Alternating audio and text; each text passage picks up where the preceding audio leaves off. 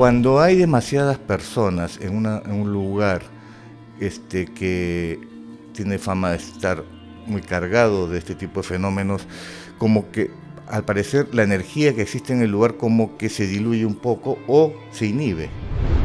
Llegó un momento que ya la situación se puso demasiado fuerte y incluso vivía con una prima que cuando regresó encontró a esta mujer atada con un cable de un cargador de un móvil. Fui a recogerlo aquella noche y íbamos en mi vehículo. Claro. A la altura de los acantilados empiezan a caer rocas. Entonces, bueno, es algo común, ¿no? Pero conforme avanzaba, las rocas seguían cayendo, parece que donde yo pasaba. Y en determinado momento cae uno en el centro tan grande que me obliga a invadir el carril contrario y casi hay un accidente, ¿no? Entonces este liberador me dijo, tranquilo que esto siempre pasa, nos van a poner trabas en el camino,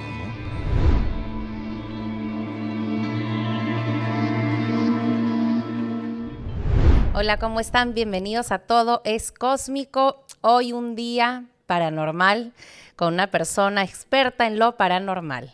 Pedro Noguchi, ¿cómo estás? Bienvenido, nuestro invitado del día de hoy. ¿Qué tal? Bienvenido a Todo es Cósmico. Muchas gracias por la invitación, Josie. Es un gusto acá acompañarte y aquí para conversar sobre estos temas que tanto nos interesan, ¿no? Sí, gracias por estar acá y por compartir con nosotros tus conocimientos y que nos cuentes un poquito cómo es, de qué se trata, antes que nada, cómo empezaste, ¿no? ¿Cómo decidiste meterte a todo esto? Porque atrás de cámaras me has dicho que tú no eres sensitivo, pero investigas. ¿Qué te dio curiosidad? ¿Cómo te metiste en este mundo paranormal?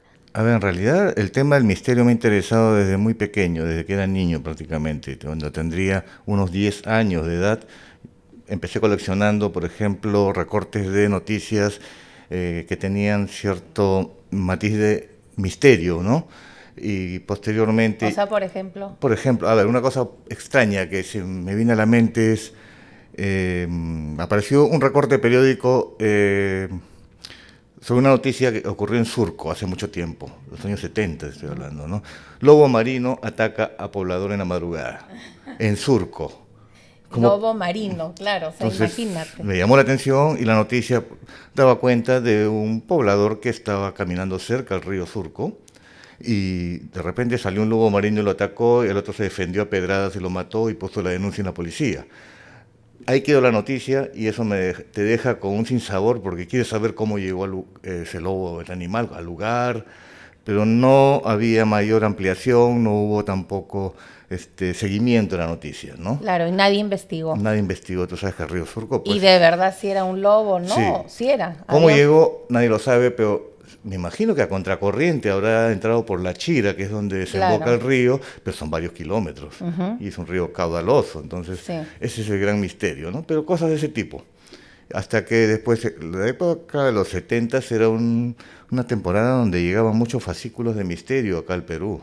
Teníamos pues la revista Cuarta Dimensión, Más Allá, Lo Insólito. Más Allá, claro. Sí, que se ha vendido por un montón de tiempo. Así es. Sí, en los kioscos hasta el día de hoy la venden, por ejemplo, en Madrid, en España está Más Allá, claro. Cosa que ya no vemos mucho aquí. Sí, acá ya no la ves, sí. Y había, por ejemplo, Tu Destino de Sandrox, ¿no? Ah, sí. En esa época era bastante conocido, ¿no? Y así poco a poco, ¿no? Hasta que... como te decía, yo no soy una persona sensitiva, pero he tenido sí ciertas, digamos, experiencias de este tipo con lo que ahora nos vas a contar. O sea, yo sé que tú tienes un grupo que lo sigues teniendo y tú lo lideras, así ¿no? Es, sí. Para hacer las investigaciones paranormales. Y en ese grupo sí hay personas sensitivas, me imagino. Sí, por supuesto, ¿no? El grupo Dharma fue fundado en el año 2007 y actualmente siempre tratamos de contar con un promedio de 5 integrantes, porque es el número ideal para hacer una investigación. Muchos como que se inhibe el fenómeno o no funciona igual, ¿no? ¿Por qué? ¿Por qué tiene? A ver, explícame. Cuando hay demasiadas personas en un lugar que tiene fama de estar muy cargado de este tipo de fenómenos, como que al parecer la energía que existe en el lugar como que se diluye un poco o se inhibe. Y eso se puede comprobar mucha gente que va a esos tours nocturnos a los cementerios, por ejemplo. Quieren ver algo, por la mayoría va por eso, Sí. pero no vas a ver nada con 200 personas. Claro, y hacen tours para ver y en realidad seguramente no ven nada. Y otro factor importante es que también así pierdes el temor o el miedo porque te sientes segura. Acompañado. En claro. cambio, el miedo parece ser una especie de imán o alimento para atraer algunos de estos fenómenos también. Claro, se dice pues que estos fenómenos o estas energías bajas las encuentras en sitios donde hay personas vulnerables, con miedo, tipo, no sé, drogadictos, discotecas, hospitales, con gente enferma, con miedo, miedo a la muerte, y ahí me imagino que por eso se sienten Así atraídos hacia estos lugares. Miedo o también una concentración de emociones fuertes. Por ejemplo, lugares donde se concentra mucho el dolor, como hospitales, Claro. o la pena, como La pena. velatorios, también ahí. o conflicto, como en juzgados. Se dice Cárceles. Cárceles también, porque también hay diferentes tipos de sensaciones, ¿no? Cuando estos lugares en las noches no hay personal, están, digamos, en silencio, ahí es donde se pueden apreciar la mayor cantidad de fenómenos, ¿no? Sí. Y por ejemplo, ustedes habrán dejado cámaras grabando. Sí. ¿No? Para ir mirando, para ir evaluando. Me imagino que cuando van, pero también dejan equipos. Sí, pero la mayoría de las captaciones han sido a través de audio. Hemos dejado cámaras, efectivamente, inclusive térmicas, pero es mucho más factible en audio. Parece que se manifiestan mucho más fácilmente de esa manera, ¿no? ¿Y dicen cosas o gritan? De todo, porque De también... todo. A ver, hemos hecho varios experimentos. Una cosa es tratar de comunicarse con ellos a través de un aparato. Pueden responderte frases coherentes, pero una vez dejamos el aparato solo, a ver qué pasa, ¿no? Y empezaron, parece, entre ellos interactuar, y eso lo tenemos grabado, ¿no? Como hablar entre ellos, o decir cosas, por ejemplo, fuera, o sea, como echando a alguien. No había nadie en el lugar, ¿no? Era un cementerio. O si no, hay una voz de una mujer que dice, ¿quieren jugar? ¿Pero con quién? Cosas de ese tipo. Y muchos piden luz. Claro, hay muchos que están seguramente estancados y necesitan ver la luz o irse o trascender. Sí. Yo me imagino que hay muchos espíritus como perdidos. Sí, algunos están conscientes de su estado, ¿no? Y como de que están muertos. Están atrapados en un lugar y no saben cómo salir de ese lugar.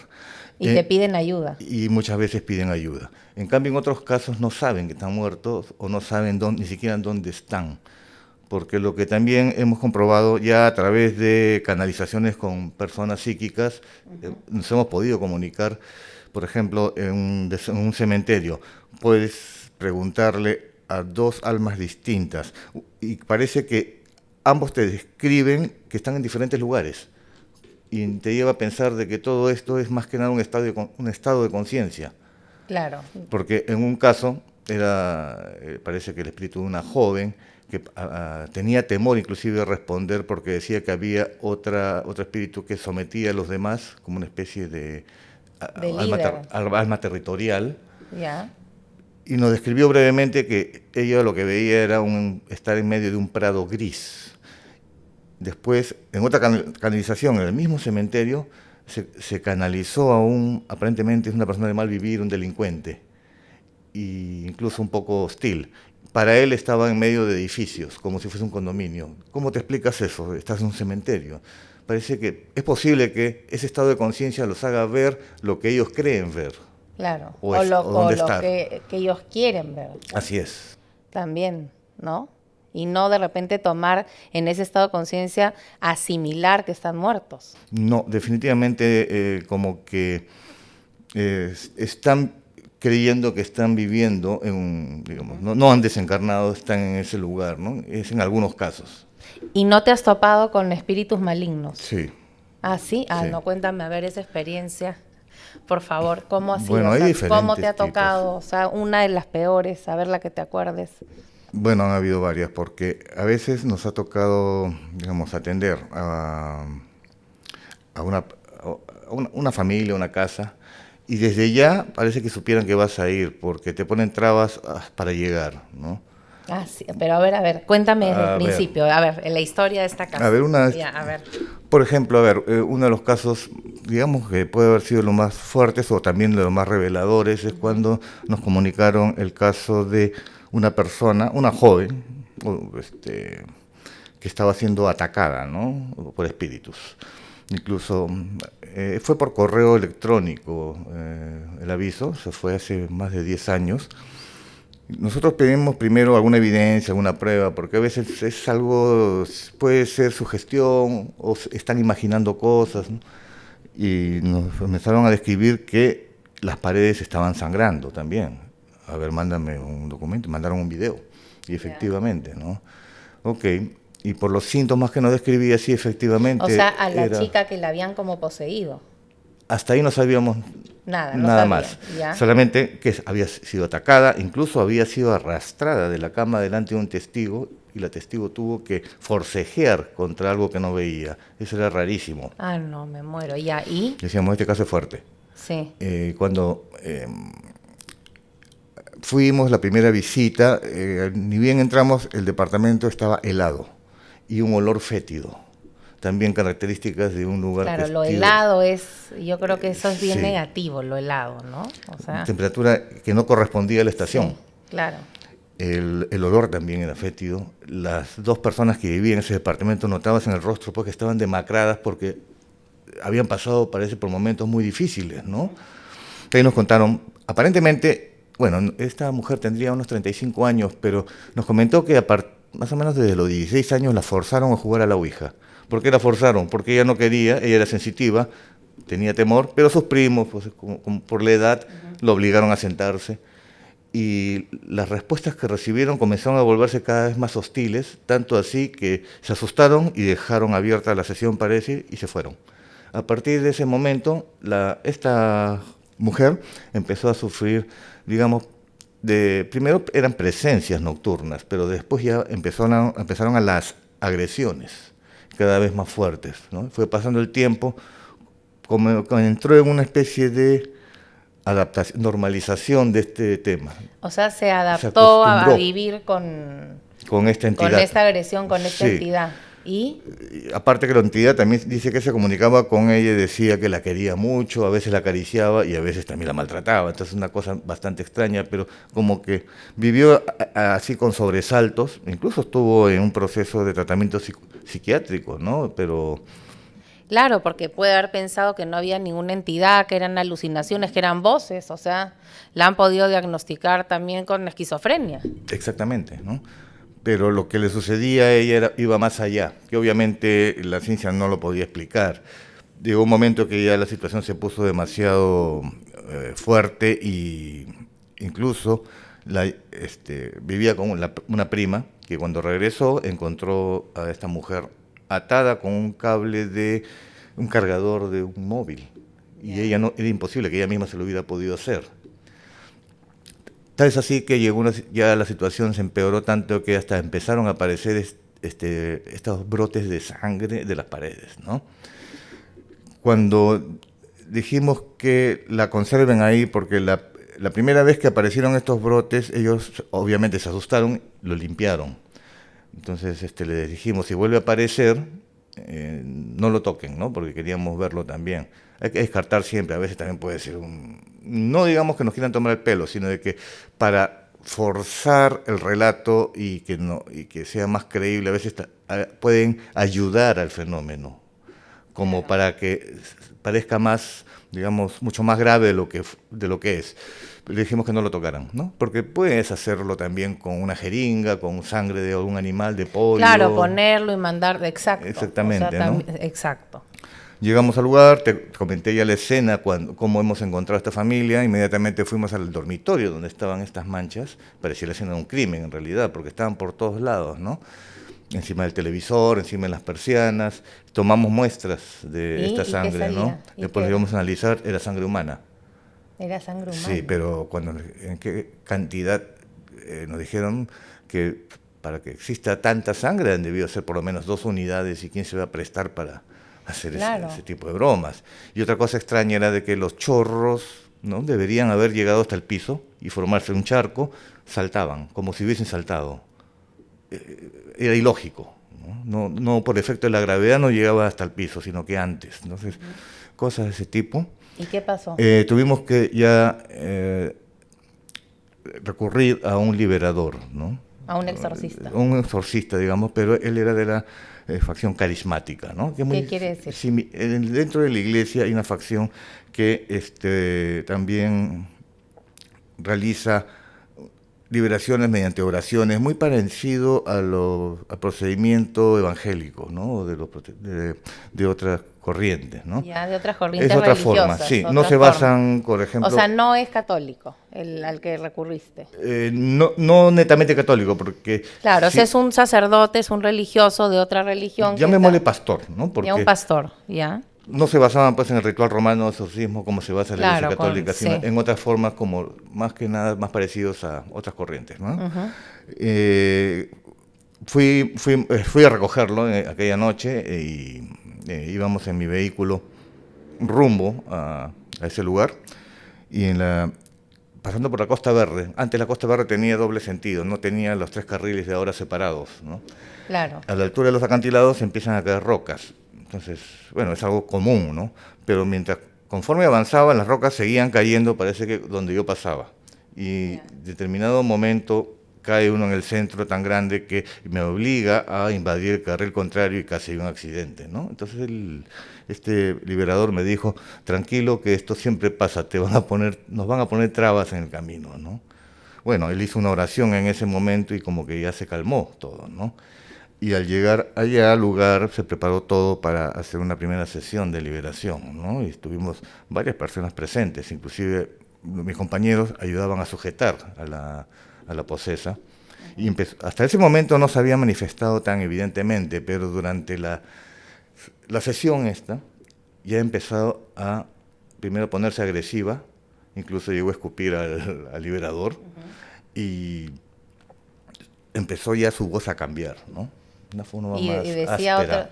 por ejemplo, otros idiomas como... Sí, eso fue después. Decía, no te metas conmigo, ella es mía. No hablaba groserías, ojo. Ya. Parecía, lo que estuviese ahí, parecía que era femenino.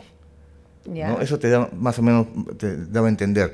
Llega un momento en que incluso la lengua, como burla al liberador, como quería lamerlo, y una lengua bastante larga, ¿no? Entonces eso también me sorprendió. Yo estaba filmando todo eso, ¿no?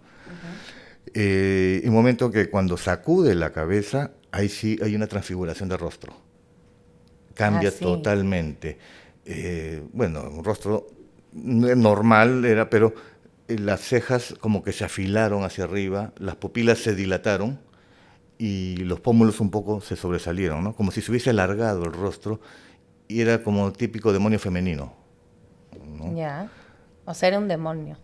Sí, era un demonio, ¿no? Porque nunca lo había visto en espíritus desencarnados, ese tipo de fenómenos, ¿no? Claro. Me pediste que te contara algo fuerte. No, me parece interesante. ¿Y cómo se desenvolvió esto? ¿Cómo concluyó? ¿El pastor pudo liberarla? ¿Se pudo liberar ella? Sí, hay una cosa bien interesante, lo que ocurre según las personas que se dedican a este tipo de liberaciones, que a veces el mal sale por partes. ¿Cómo es eso? Que como es energía, no es que tú sacas a una entidad completa y sale, ¿no? Sino que vas sacándolo por partes. Esa es más o menos la idea. Y se tuvo que hacer 2 o 3 sesiones más para completar, ¿no? En este caso dice que no fue tan complicado porque otras veces hay más. Incluso puede haber una legión, inclusive, ¿no? O sea, varios demonios. Varios demonios, ¿no? Ahora lo que me comentabas sí, empezamos a escuchar dentro de todo lo que profería esta entidad, un lenguaje medio extraño. Entonces, nos recomendaron eso, no hacerlo público, sobre todo por el audio, ¿no? Porque, ¿Por qué? por ejemplo, si uno cuelga eso con el audio original para que lo vean todos, tú no sabes lo que están diciendo y pueden estar llamando legiones, pedir refuerzos, no sabes. O qué efecto puede tener en las personas. Claro, si es una manipulación, una hipnosis, cualquier cosa. Cualquier cosa, ¿no? Mientras uno no entienda lo que dice, es un riesgo. Hacer un lenguaje rarísimo que no entendía. Sí. Y el pastor no lo entendía. No, pero aparentemente era una lengua antigua. Entonces, no quisiéramos correr ese riesgo, porque es una Claro. responsabilidad divulgarlo así ¿Y las dos abiertamente, ¿no? siguientes sesiones que hubieron fueron tan fuertes o No. la primera fue la más...? En la siguiente sesión, esa sí no fue documentada, ¿no? Estábamos acompañados de una medium, y la medium ayudó como a extraer, o sea, junto con lo que estaba haciendo este liberador, en terminar de extraer el mal que quedaba, ¿no? Y la medium en un momento se sintió mal, entonces como que iba a arrojar algo por la boca, pero sonó como un rugido eso, ¿no? Y pensé que iba a tener algún tipo de... ¿no? Iba a arrojar o iba a vomitar, pero no, fue como una especie de expulsión de algo, y la chica ya quedó, aparte de cansada, pero ya estaba bien, ya se veía que estaba mejor. Las demás sesiones ya fueron ya, como decir, de mantenimiento, de refuerzo, ¿no? Ujú.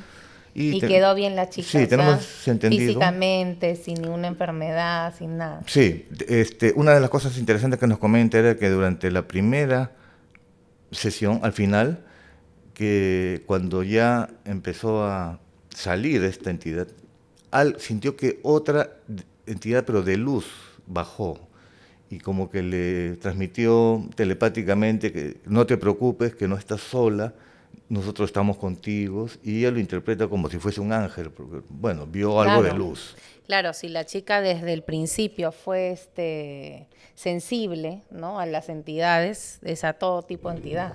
Sí. Entonces el mensaje era de que, bueno, nuestra conclusión, así como existen este tipo de seres, también existen los del lado positivo, y que uno no puede hacer este combate como humano solo, necesitas apoyo de estos seres de arriba, ¿no? Claro.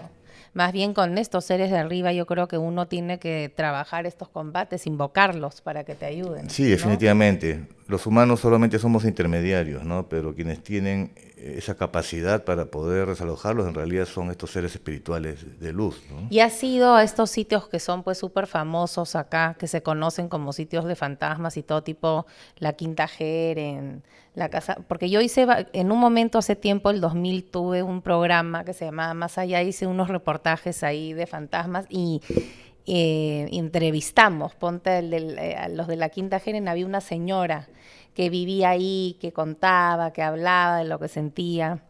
Después la Casa Matusita, bueno, es un mito, ¿no?, de esta familia japonesa. Sí. Bueno, en el caso de la Casa Matusita ya ha sido desmentido, está incluso historia. Dinos la verdad, ¿tú qué has ido? ¿Qué investigas? No he ido a la Casa Matusita. Ah, no, ahí no has investigado. No era fácil entrar tampoco. No. El dueño ya... Hicieron en Netflix, ¿has visto? Han hecho una película. Así de Sí. tipo tú, estos investigadores paranormales que van a entrar, que se van a quedar, y toda una película de qué es lo que una cosa terrorífica. Por eso te preguntaba. El otro día la vi. Claro. Espantosa. No, la Casa Matusita ha sido pues la casa emblemática de los fenómenos paranormales en Lima, pero sin embargo, todas las historias que se cuentan no son tan ciertas, ¿no? Porque primero se habla pues de que una bruja de Europa del Este vivía en ese lugar, llamada Parvané de Herbaspa, era en realidad una curandera, y que la Inquisición la condena a la ejecución, y ella lanza una maldición para que todos los descendientes de los que la juzgaron iban a morir, cosas de ese tipo, ¿no? Pero en los autos de fe, que es el documento donde registran a todos los ejecutados, no figura ninguna Parvané de Herbaspa, ¿no? Esa es una. La otra fue del asesinato de esta familia japonesa. Sí, que esa es la que ponen la más conocida, ¿no? Pero también es, digamos, no coincide con los registros históricos, porque en las crónicas rojas de la época hubiese sido un escándalo en la Lima tan pequeña que había en esa época. Y no aparece nadie con...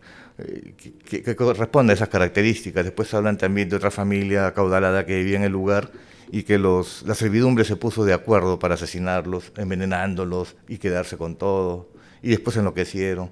Y después ya en los años más conocidos, en los años 70, ¿no?, cuando el conductor Vilches Vera entró y salió trastornado, dice, después de pasar una noche. Sí, claro. Tampoco es cierto, porque él publica un libro después que se retira la televisión, llamada, creo, Cuando los fantasmas se divierten, ¿no? Y al final del libro comenta esa historia de que él lanzó ese reto así en forma alocada porque el rating estaba bajo y se comprometió en la semana siguiente pasar la noche ahí.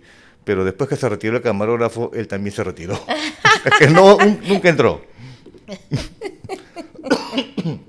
Ay, no. Bueno, ¿y la quinta Heren ha sido o no? Sí. A ver, cuéntame esa experiencia. Ahí también hay historias, ¿ya? Por ejemplo, la historia de Seiguma Kitsutani, que fue un japonés de los años 30, 40 más o menos, acaudalado también y que por razones, parece, de los negocios, comete el ritual del seppuku, que es el desentrañamiento por cuestiones de honor. Esa es una historia. La otra es que también se dice de que en los patios de la quinta sale en las noches un jinete sin cabeza, que era un antiguo ciudadano español que fue ejecutado injustamente por la Inquisición, me parece, para quedarse con sus bienes, ¿no? Una falsa acusación. Bueno, y otras historias más. Una vez, nosotros tenemos dentro del grupo a un psíquico, él es Matt Castañeira, él es francés. Cuando le llevamos a un lugar, nosotros no le contamos nada, porque queremos saber su percepción. Y en esa oportunidad se apareció esta ocasión de ir a la Quinta Heren, y lo llevamos y no sabía ni siquiera dónde estaba, ¿no? Así es que mejor para nosotros, estaba en Reset. Empezamos a recorrer justamente la casa, la residencia donde habitó Seiguma Kitsutani. Desde un primer momento él sintió sí bastante densidad en la casa por el tiempo, por las historias que tenía, pero en un momento me nos pregunta, ¿y quién se suicidó acá? ¿No? ¿Tú cómo sabes? Porque esa es la imagen que le acaba de llegar. Seguimos avanzando y después ya empezó a darnos más datos. Me dice, no fue un suicidio, fue un ritual, ¿no? Pero no estaba muy seguro, ¿no? Después que completamos ya todo el recorrido, ya recién tenía la escena completa y nos dio más detalles, ¿no? Y sí, efectivamente, que sí ocurrió todo lo que la historia nos dice, pero que no llegó a percibir al fantasma de esta persona, ¿no? Simplemente como psíquico sintió lo que había pasado, lo podía ver claro, pero no estaba esa entidad o esa energía ahí. Ahora, con esto no quiero decir de que no haya habido nunca un fantasma, sino que simplemente pudo haber cumplido un ciclo, porque y se fue. Desde hace cuánto tiempo ha fallecido y que ya no está, ¿no? Pero después lo otro, nos comentó que hubo una ejecución de un ciudadano, de un español, justamente, ¿no? Y él estaba, ¿no? Lo decapitaron incluso, pero me dice, no ha visto ningún jinete sin cabeza. O sea, corrobora la historia, pero no los mitos, ¿no? Claro. Y eso para nosotros es importante, porque nos ayuda también a tener una versión más veraz de lo que realmente pasó en el lugar. Pero acabas de decir algo interesante, o sea, ¿tú crees que los fantasmas tienen un ciclo? O sea, ¿llega un momento que se van o tú los tienes que ayudar a irse? Sí, a ver, sí, es indeterminado, porque depende de muchos factores. Uno de ellos puede ser de que, efectivamente, se habla de que los fantasmas muy antiguos como que van perdiendo luminosidad, van perdiendo también la esencia, ¿ya? Y que llega un momento que ya son imperceptibles. Eso puede ser por un lado. Por otro lado, puede ser que ya hayan cumplido un ciclo en este plano y que después ya pasan al siguiente. Y lo otro es que se encuentren con una persona que los pueda ayudar a traspasar el umbral, como que, porque parece que perdieran la brújula, que ese umbral que supuestamente se nos debería parecer a todos cuando por no traspasar, ya no saben ni quiénes son o dónde están. También, ¿no? Y también ocurre también a veces un tema de la memoria, parece que la perdieran parcialmente, porque cuando preguntas su nombre a veces sí se acuerdan, pero preguntas el apellido, no se acuerdan, o en qué fecha estás y se equivocan en las fechas. Algo allí está pasando, hay una distorsión también. Claro. Son cosas que hay que investigar más, ¿no? Claro. Y últimamente, ¿qué has investigado, qué has visto? Bueno, nosotros desde hace algunos años estamos realizando, digamos, visitas a diferentes lugares que tienen mucho que ver con los fenómenos relacionados con la Guerra del Pacífico, ¿no? Ah, sí, cuéntame. Entonces hemos estado hace mucho tiempo ya, por ejemplo, en el Morro Solar. Ah, ya. ¿No? Hemos tenido también experiencias ahí, hemos llevado, por ejemplo, estos artefactos que ahora todo el mundo usa, que es escaneador de frecuencias radiales. Fuimos al lugar donde estaba ubicado en esa época, de 1881, la batería de defensa llamada Mártir Olaya, ¿no? Una batería de defensa es un emplazamiento de cañones de diferentes calibres, y preguntamos en el lugar, primero, no, si había alguien presente, obviamente, ¿no? Y que sí nos respondieron, ¿no? Nombres, sí. Me dijeron incluso la palabra Chile, clarísima. ¿Algún soldado chileno? Probablemente. Pero cuando preguntamos en nombre de la batería en la que nos encontrábamos, Mártir Olaya, nos dicen Rotman. Y nosotros decíamos, ¿qué significa Rotman? ¿No? ¿Habrá sido un chileno? No, cuando hemos averiguado, este emplazamiento de cañones, habían 3 tipos: Whitworth, Parrott y Rotman. Entonces preguntamos por la batería y nos dicen el nombre de un cañón. Y de haber sido un grupo que es el que dirigía este cañón. Claro, o sea, tenían conocimiento de los cañones, ¿no? Sí. Qué interesante. No, me emociono porque mi tatara, era el tatarabuelo de mi mamá, es Andrés Avelino Cáceres, parte de la Guerra del Pacífico. Claro, por supuesto. Sí. Y en la época de Alan García, creo que fue Alan García, en el presbítero maestro está el mausoleo de la familia, pero nunca hicieron un mausoleo para arriba, es como un sótano. Hicieron toda una ceremonia y trasladaron, ahí debe haber, qué pena que no fuiste. Sacaron los restos de doña Antonia, su mujer, y los pasaron porque ya era polvo. Solo quedaba el fémur, imagínate, y los traspasaron a una cajita y los pusieron en la cripta de los héroes, con el mariscal y con los demás, ¿no? Con Grau y Bolognesi. Mira, interesante. Sí, pero ahí que habrá, pues, ¿no? ¿Dónde estarán? Sí, también se habla mucho hemos ido también al presbítero maestro, hay zonas que son mucho más densas que otras. Sí.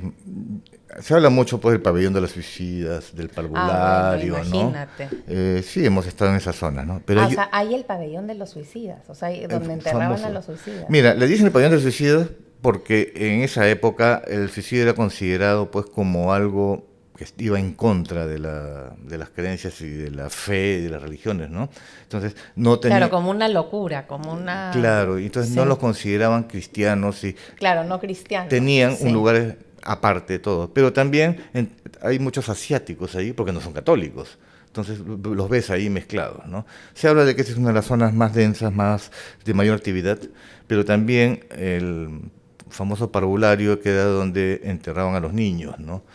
Sin embargo, donde más hemos sentido esa carga, que no es necesario ser sensitivo, es un rincón en el fondo, la esquina del cementerio donde hay un solo pabellón, largo, oscuro. ¿Y ese de quién es? Bueno, inclusive no son muy antiguos, ¿sabes?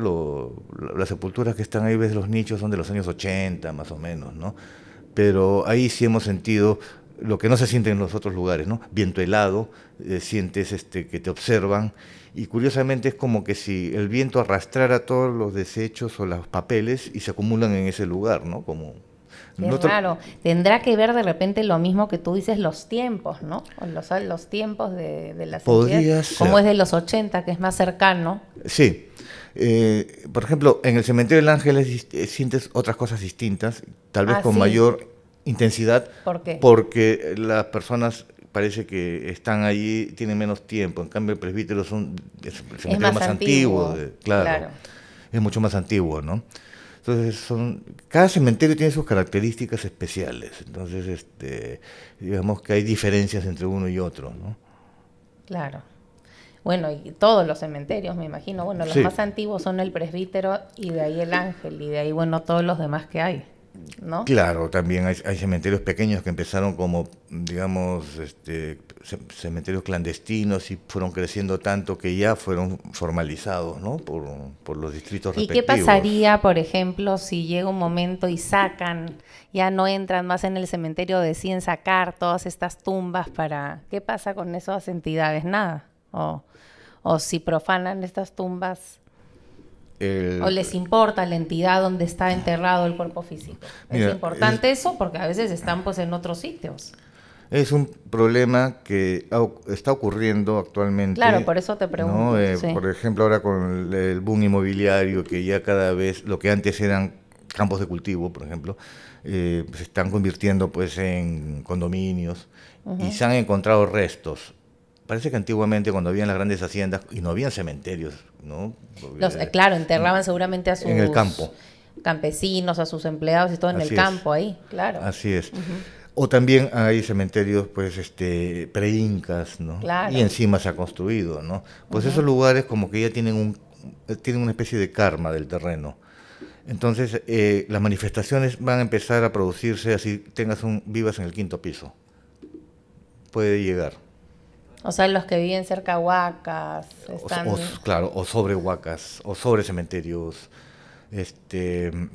Entonces, para el tema espiritual, pues no existe. O sea, nunca es bueno vivir físicos. frente a un cementerio o ponte un velatorio. ¿Qué me dices la gente que vive frente a iglesias hacia velatorios? A ver, sobre todo velatorios. Sobre todo velatorios. O cementerios también, ¿no? Nos han reportado, por ejemplo, más en provincia, en los cementerios de la ciudad, que los que viven más o menos en la recta de entrada ven pasar muchas almas dentro de sus casas.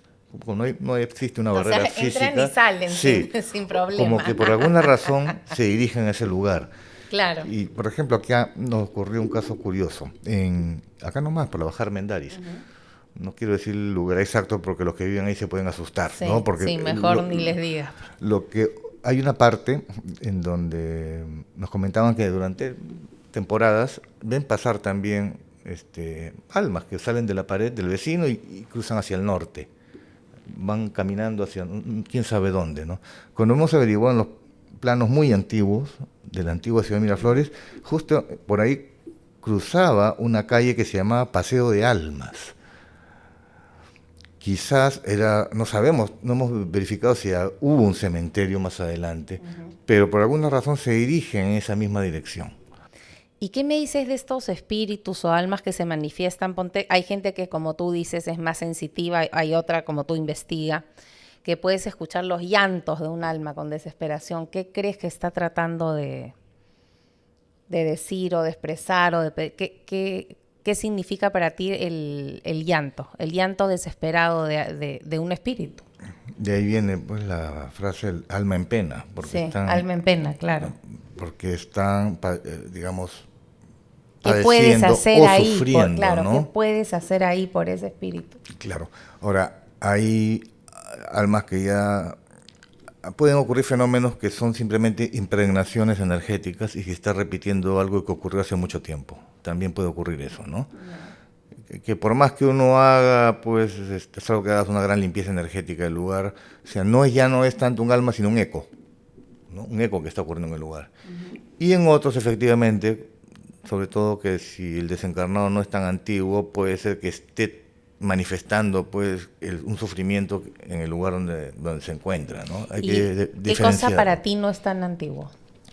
No, que no sea pues de épocas demasiado antiguas, ¿no? O sea, como por ejemplo siglo XVII, ¿no? Hace 20 años sí puede estar llorando por ahí. Claro, podría ser, ¿no? Ya. Pero esas historias más se escuchan en provincia, ¿no? Parece ¿Por qué? Porque primero, yo lo que sigo sosteniendo es que las personas que viven en el campo tienen la sensibilidad mucho más, digamos, mucho más latente que los que vivimos. Más elevada, que los que estamos en la ciudad. Porque más contaminados con... Nosotros tenemos muchos de los sentidos atrofiados por tanta contaminación electromagnética. No somos personas pues que nos alimentamos también, ¿no? de demasiados insumos artificiales, en fin, hay una serie de condiciones. Digamos que en el campo, por uno piensa de que estas historias son mucho más creíbles para ellos por la imaginación que tienen, y yo creo que es más que nada por la sensibilidad que tienen, porque sí hay testigos de ciudad que han vivido después en provincia y les ha pasado eso. Como que está más concentrada la energía en esos lugares. Y es por eso que la gente obviamente cree con mayor razón, porque las ha visto directamente, ¿no? Cuéntame, ¿y alguna vez has tenido alguna experiencia con algún muñeco poseído, tipo, imagínate todas estas películas que aterrorizan? Yo no las puedo ver, Chucky, Annabella.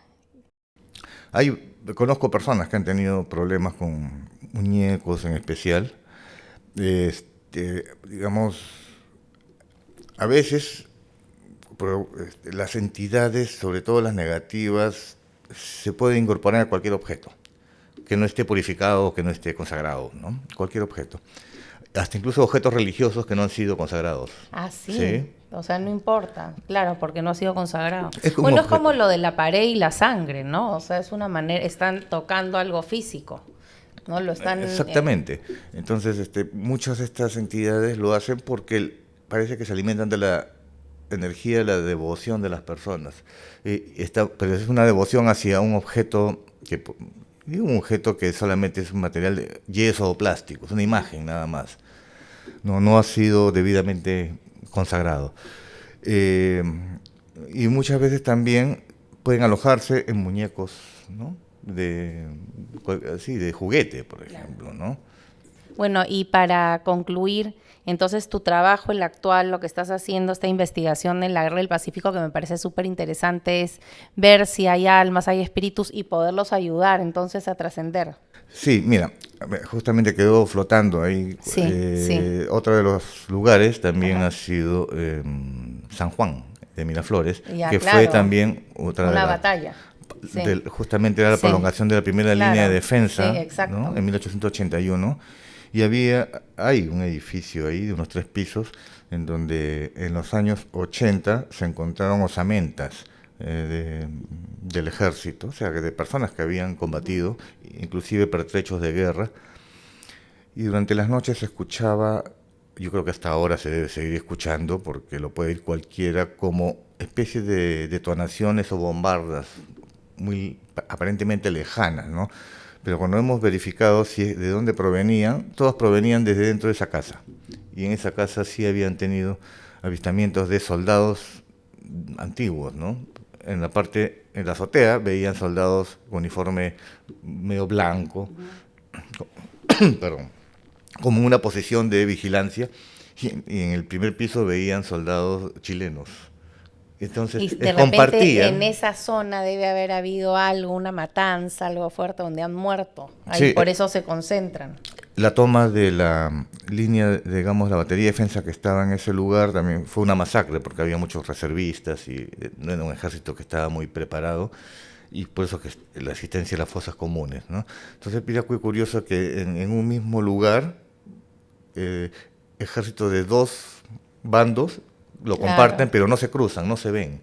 Claro, al final todos son almas, todos son entidades y espíritus que están ahí. Bueno, Pedro, 1000 gracias. La verdad que me podría quedar horas de horas hablando. Aparte, imagínate con toda esta experiencia y estos años que tienes, la cantidad de historias que debes de tener. Me encantaría volverte a invitar y poder compartir más contigo tus historias y tu conocimiento, que creo que es entretenidísimo y nada. Cuenta cómo te podemos ubicar, porque yo creo que hay un montón, no sé si las personas o la familia, si sigues así, necesitan en algún momento a tu grupo, a Dharma y todo, ¿dónde te pueden ubicar, por favor? Sí, muchas gracias también por la invitación. Para mí es un placer compartir estas experiencias, ¿no? Sí. Nosotros tenemos un programa que se llama en YouTube, Paradigma Cero, todos los viernes a las 9 de la noche, salimos en vivo. Ya. Allí justamente tratamos de dar, aparte de mostrar nuestras experiencias, hacemos entrevistas a especialistas y tratar de buscar también soluciones, ¿no? Para casos comunes. Claro, esa es la idea. Esa es la idea, ya saben, no se pierdan su programa todos los viernes. Viernes a las 9 de la noche. Qué interesante. Muchísimas gracias por estar acá con nosotros y ojalá que te volvamos a tener acá en Todo es Cósmico. Gracias. Con todo gusto, muchas gracias también. Pedro.